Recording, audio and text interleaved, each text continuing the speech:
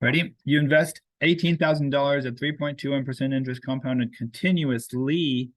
So remember that continuously ends with an E sound, right? So that means you should use the formula that has the E in it. So if interest is not compounded continuously, then you'll use the first formula. But if it's compounded continuously, then you use the formula with an E, because E rhymes with E.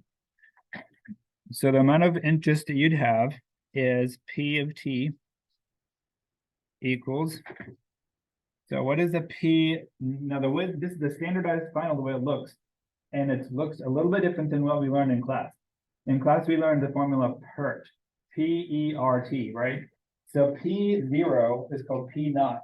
That just means the principal amount. That's the money you had at the beginning. So the P naught is equal to $18,000. So fill in $18,000 for that. And then the E is just E.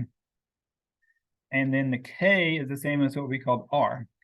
So K and R both represent the interest rate, except you have to convert the interest rate to a decimal. So if you take 3.21 and convert that to a decimal, move that over once, move it over again. So you'd have 0.0321. So 0.0321, like that. So the interest rate is equal to 0.0321, and time is the time, which is 5 years. So put in 5 for the time. So I'm using this formula, and I'm putting these numbers into it. And actually, I forgot to plug in T is also 5. So technically, this T also should be a 5 as well. So the principal amount after 5 years would have been larger than it used to be, and it would be this. So I'm just putting in the 5 for the other T as well. So basically, you can think of interest as a formula, like a function like f of x, for example.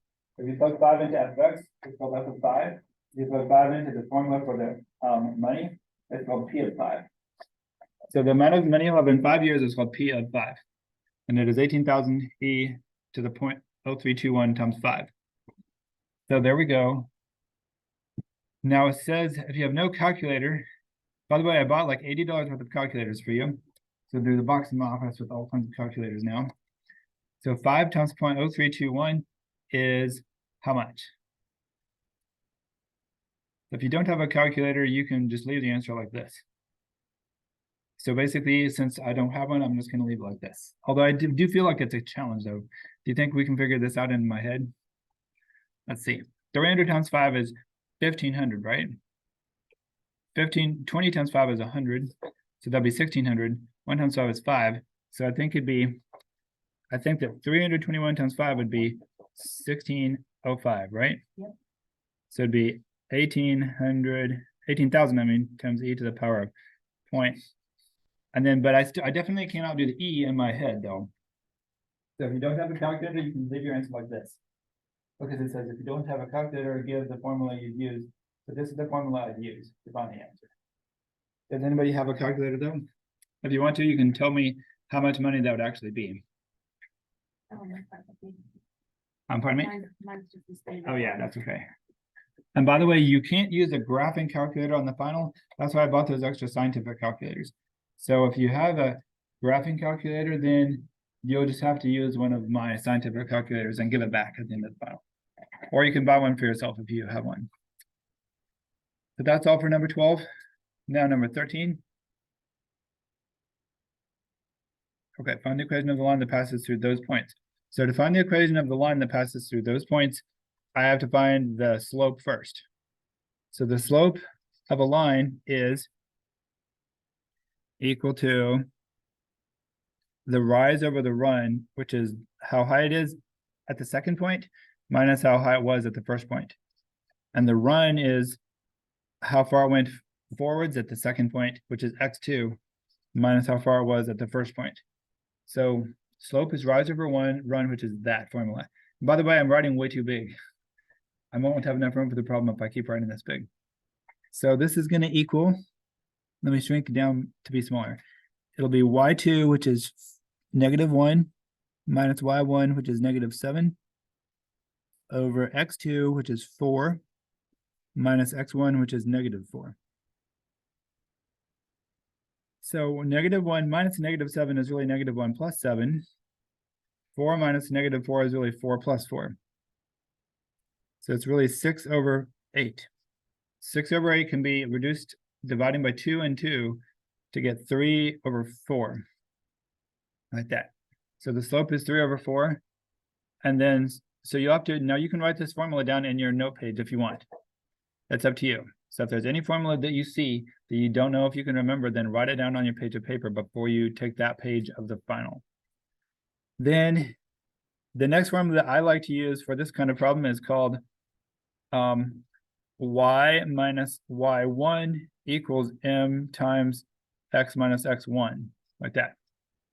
So it's y take away -7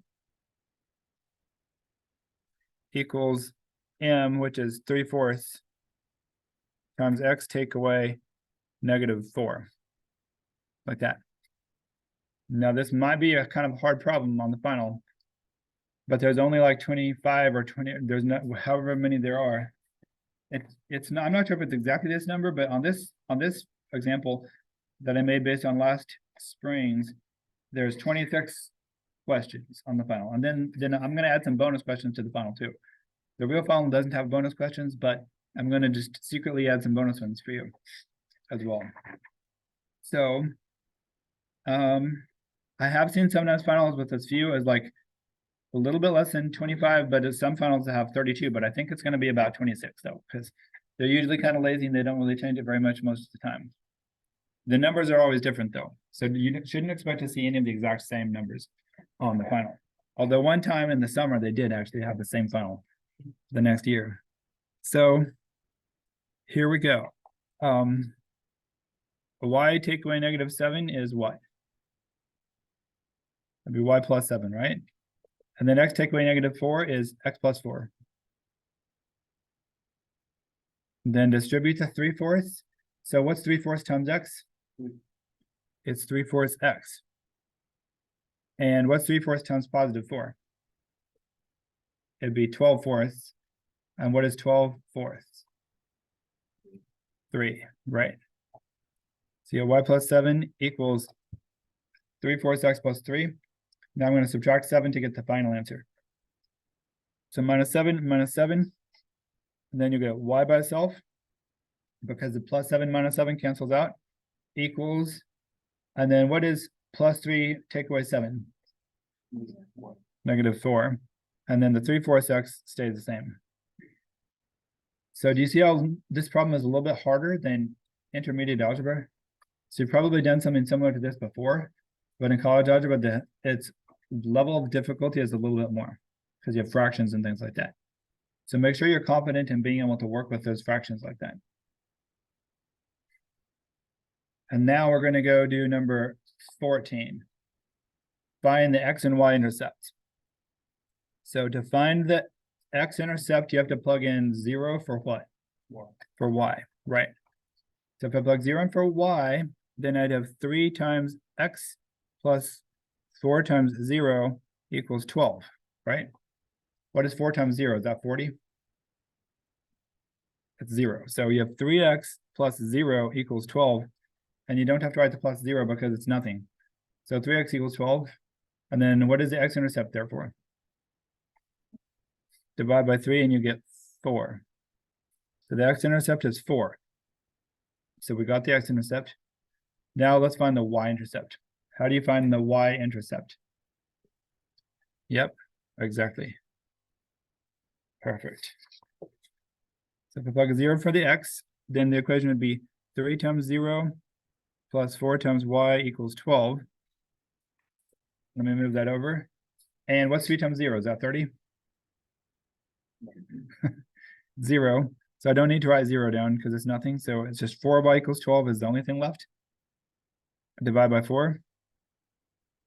Y equals 3, right? So the x-intercept is 4, the y-intercept is 3. Now I'm going to graph the line based on that. So you'll have to draw your own graphs on the final because it's sort of old-fashioned in a way. but you don't need to make them real fancy. It shouldn't really say graph it. It really should just say sketch it, because you're really just doing a rough sketch. And the only thing you have to show on the sketch is just the, you should probably label the x-axis and the y-axis. Although that's kind of redundant because everybody knows y goes up, but just in case 1,000 years later somebody sees your final and doesn't know the y goes up, it would still be helpful to label it. And then plot the x-axis on the x-intercept. I mean, sorry, I said that backwards. Plot the x-intercept on the x-axis. So what is the x-intercept? 4. So just plot 4 on the x-axis. What's the y-intercept? 3. So plot 3 on the y-axis, and then draw the line. So draw the line. Try to make it straight. I'm super bad at making things straight. There we go. Perfect. Fantastic. Now, we're done with that one. Now here comes a problem that's really confusing for a lot of people, because a lot of people try to find the equation of a line first, and you don't actually have to do that at all on this question. So if you know the idea of what slope means, you don't even need to find the equation of this line in order to graph it. So how do I do that? Well, first of all, just draw the graph, x-axis, y-axis. Then you're going to just label the point -5, 2. Where is the point at -5, 2? Where is that? So it goes left to -5, and it goes up to 2. You said second quadrant, right? Smart. I don't even think I've told you what quadrants are even. So the quadrant up at the top right is called the first quadrant. The quadrant on the left side of the top is called the second quadrant. So that's in the second quadrant.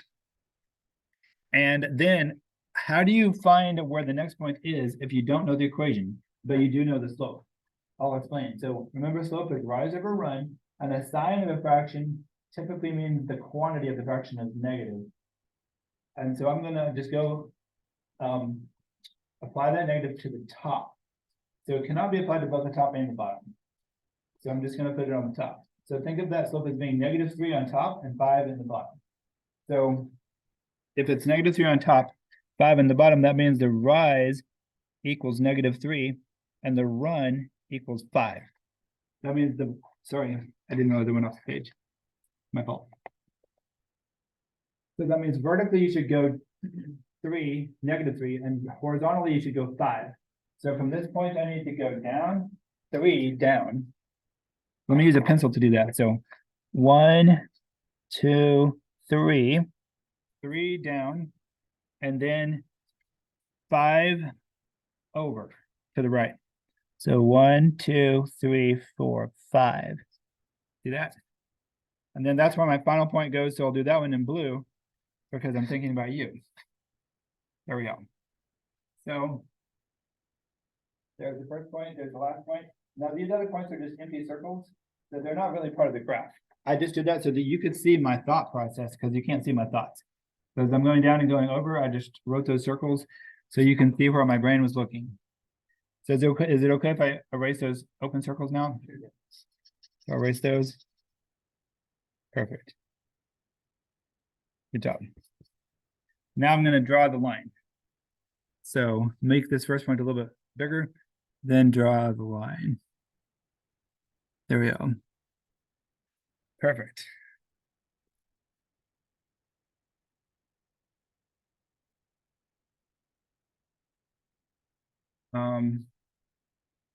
Find the vertex axis of symmetry and y-intercept of this equation.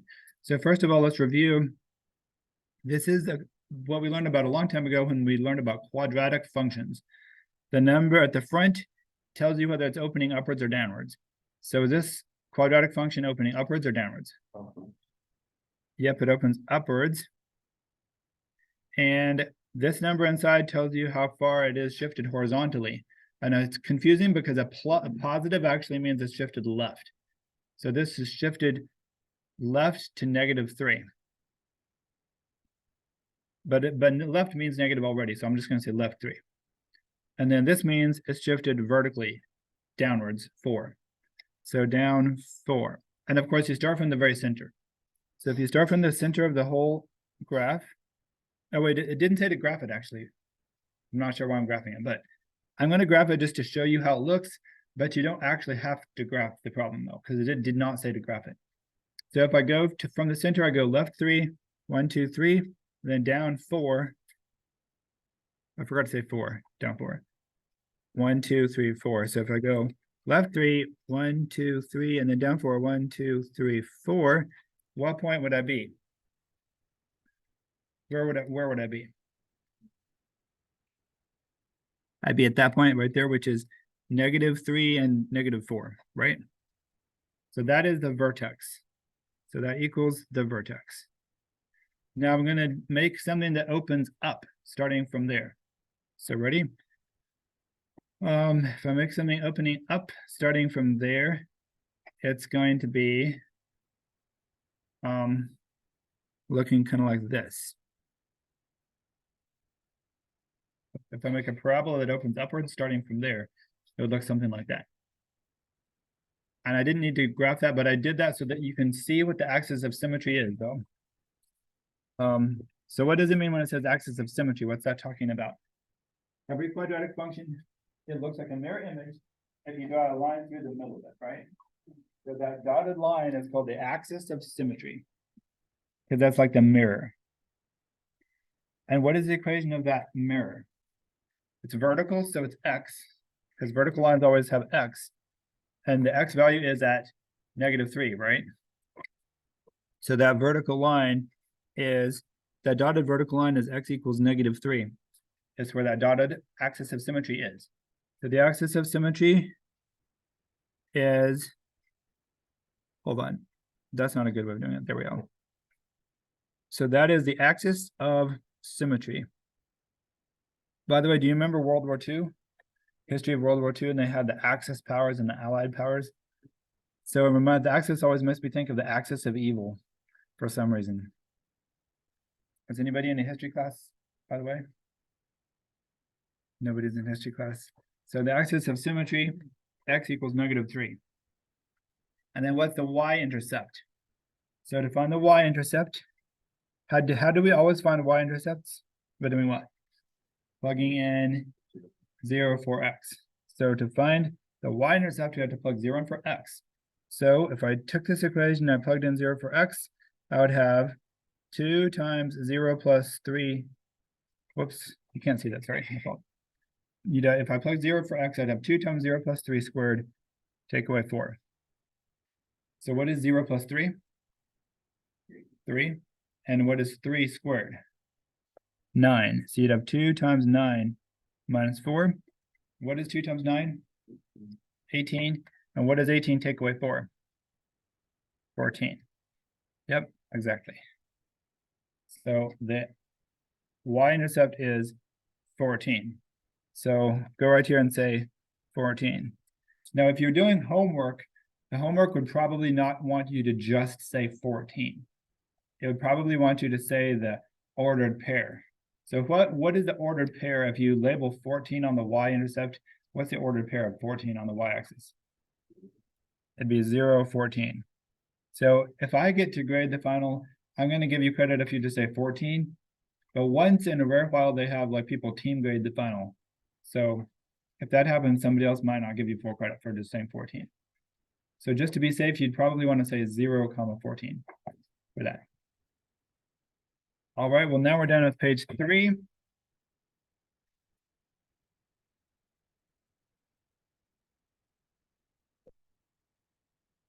Are you ready for page 4? Perfect.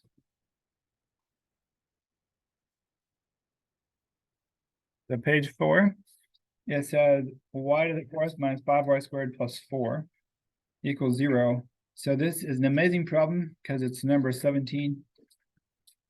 By the way, did you realize that it feels like it takes more time to get to age 17 than it probably feels like to live all the rest of your life? Have you ever thought about that? Because as you're a kid, time goes slower. So like from age 2 to age 5 feels the same as age 20 to age 50, probably. So if you ask old people, they're like, wow, my whole life went by in like a minute. So if you think about it, you've already lived most of the feeling time of your lives. Have you ever thought about that? So you're getting ready to the point where the time will go by super fast. So 17 y to the fourth minus 5y squared plus 14 is what? Well, you can break apart y to the fourth by breaking it down into y squared times y squared. How does that sound? Does everyone agree with that? And then bring down that minus sign. That minus sign just comes over like that. And then multiply this minus sign times this plus sign. What's a negative times a positive? So that's also a negative sign in the other half. Now multiply the invisible number 1 at the front times the 4 at the end. So what is a 1 times a 4? 1 times 4 equals 4. And now break apart that 4 into every possible way. It could be 1 times 4 or 2 times 2. Those are the only possible ways of doing it. Is there any one of those pairs 1 and 4 or 2 and 2 that if you put them into those blank spots, so the blank spots are right here and right here. Is there any way of putting 2 and 2 or 1 and 4 into those blank spots so that it would add up to negative 5? Yeah, if I did 1 and 4. 1 and 4. So let me double check. So negative 1 and negative 4 adds up to negative 5. And negative 1 times negative 4 multiplies to make positive 4. So you can always check back to make sure it multiplies out to make the original equation, which it does. Now, I actually can go even further than that, because this is a college algebra problem that has more than one level of factoring. So can I factor apart y squared into y times y? Yes, so this pair of parentheses right here can actually break into 2 more pairs of parentheses. So the y squared can break apart into y times y, and negative 1 can break apart into what? Negative 1 times positive 1. Now, I remember one time hearing some students discussing in the hallway whether they could factor y squared minus 1 any further, and they decided they couldn't. So I wanted to say something about it, but I didn't feel like it would be, I thought it would be too awkward. But so hopefully they got it right on their final, but I'm not sure if they did. Now try to help me factor out y squared minus 4. Can that factor anymore? Right. It can factor into y plus 2 and y minus 2. Because positive 2 times negative 2 equals negative 4. Positive 2 plus negative 2 equals 0. Then you have 0 in the middle of that problem. Because y squared minus 4 really means y squared plus 0y minus 4. Now it's all factored. And then let's use that shortcut that I taught you. One time, I briefly mentioned that in algebra, if you take each factor and set it equal to 0, like if I just took this one factor and I said y minus 1 equals 0, you'd have to have y minus 1 equals 0, you add 1 to both sides, you get y equals positive 1, right? So every single factor always has a solution to it that is the opposite of the number that was originally in the factor, right? That's called the fundamental theorem of algebra, if you believe it or not. And it actually took somebody a long time to prove that, but y equals 1, y equals negative 1, y equals negative 2, and y equals positive 2. Although they had to also prove that it always worked, which is a little bit harder to do. So y equals 1, negative 1, negative 2, and positive 2. There we go. Those are the solutions. Now, problem number 18. So I like to imagine that you're growing up through college algebra as you're getting ready for the final. So now you become an adult at age 18 in the final exam. So can you do this problem and be a grown-up college algebra expert? What do you think? I think so. So here's the biggest mistake that I see all the time on the final. People get nervous and they try to do something that's harder than what it actually says. So most people start multiplying this together. However, though, does this actually say to multiply it or not? It just says to subtract it. So don't multiply it. All you need to do is distribute this negative. So negative times 5 is negative 5. Negative times negative 6i is positive 6i. And see you later and have a good game. Good luck. Negative 5 and positive 6i. And then guess what's in front of the other pair of parentheses? There's nothing there, so it's like a 1. See you later. See you. So what's 1 times 12? 12. And what is 1 times 3? 1 times 3i. It's just positive 3i. Now combine the like terms together. So I have 12 and negative 5. Those are like terms. So what's 12 take away 5? 7. And what's 3i plus 6i? 9i. Correct. So if you're lucky like a cat, you can have 9 lives. That's what that stands for. Just kidding. So now we're 19 years old. We're getting older and older and older. Perform the indicated operation using complex numbers and simplify. This problem is really going to be difficult, so I'm glad that we're doing this review right now. So how many of you think you can remember how to do it? It's okay if you can't. Did you know that when I was a tutor in college algebra the first semester, I couldn't remember how to do this problem and I had to like look it up in a book on the shelf secretly?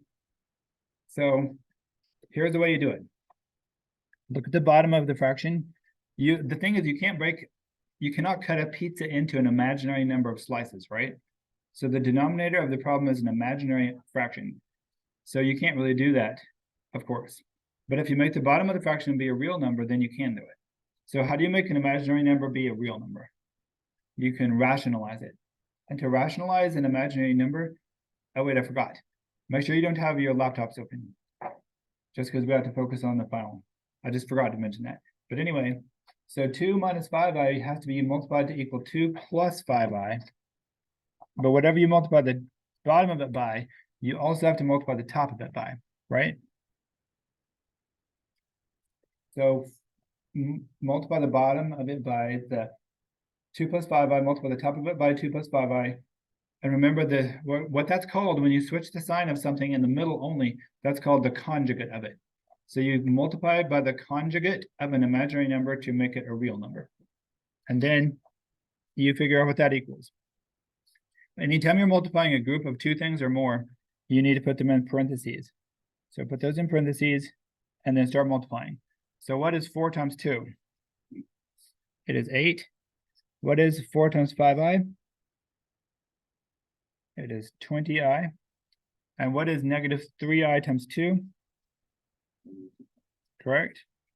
And what is negative 3i times 5i? Yes.